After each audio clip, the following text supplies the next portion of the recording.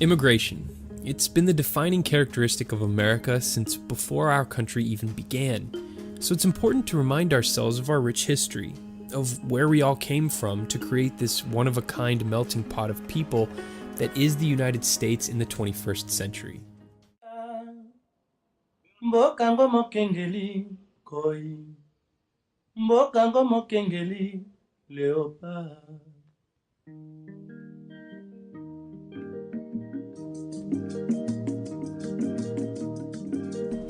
Mbokango mokengeli koi, mbokango mokengeli leopard.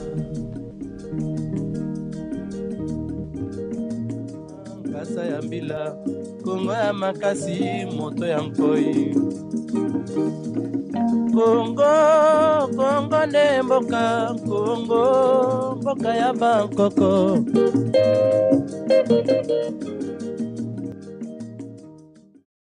I think not a lot of emphasis is placed on the children of immigrants, those of us who were born in America and have had to grow up in these multicultures, because it's a very gray area of conversation. You have your immigrants and then you have just Americans, and not a lot of people see the in-between. But for me personally, it's very challenging because I've had to grow up with sort of this identity negotiation, like, when am I American? When am I Italian? Is there any time I can be both? And what is that appropriate time? For me, it depends, honestly, what I identify myself as. There are some times where I'm like, okay, yeah, I'm from America, and so I'm American. But growing up in a family that came overseas from a different country is a lot different than being raised by the typical American families. For me, Vietnamese versus Vietnamese American, sometimes there's moments where I'm probably the Vietnamese American versus the Vietnamese, when I hang out with my Vietnamese friends and they're talking about something in Vietnam that I have no clue about. I'm from the Congo, so is my family, but I grew up in Belgium prior to moving here. I usually feel American whenever I relate to the culture in some ways.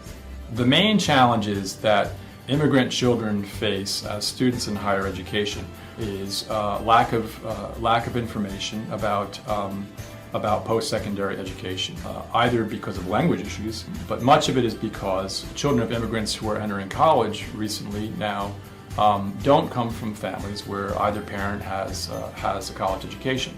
There are many exceptions to that, but broadly speaking, that's the case.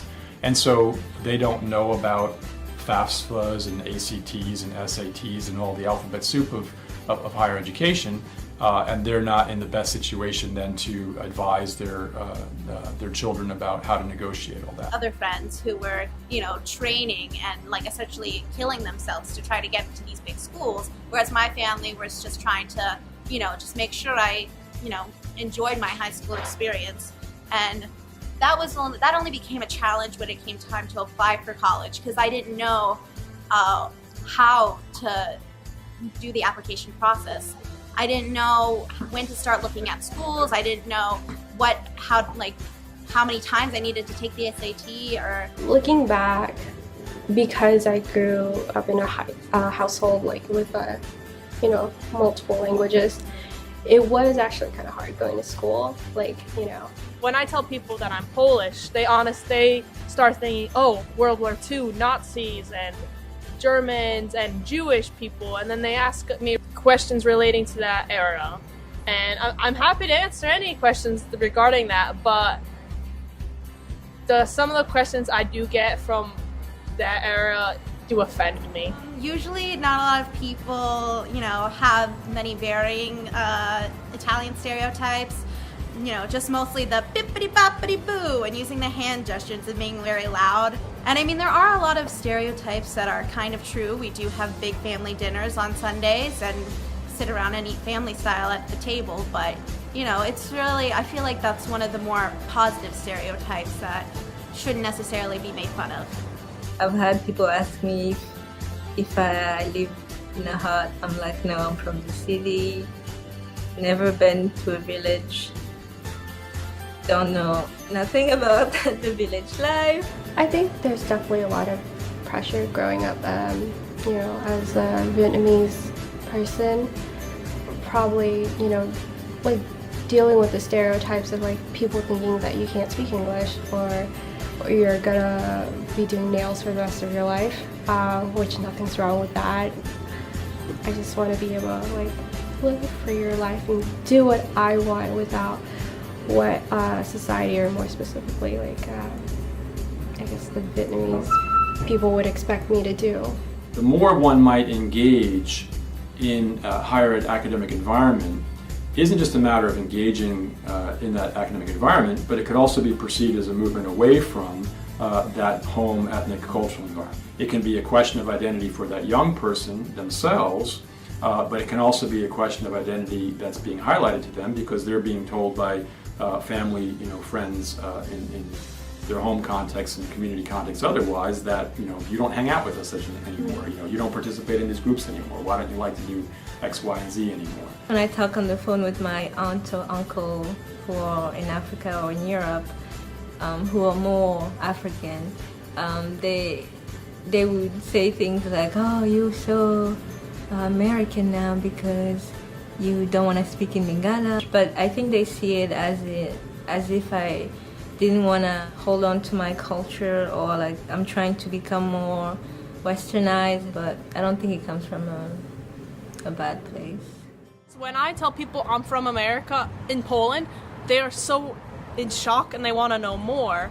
Compared to other countries that I've been to in Europe, I don't say that I'm from America because they frown upon America. Because once you tell someone that you're from America, they look at you the wrong way. All children, all youth have questions of identity that they have to negotiate, but they tend to play out in more complicated ways for immigrant youth.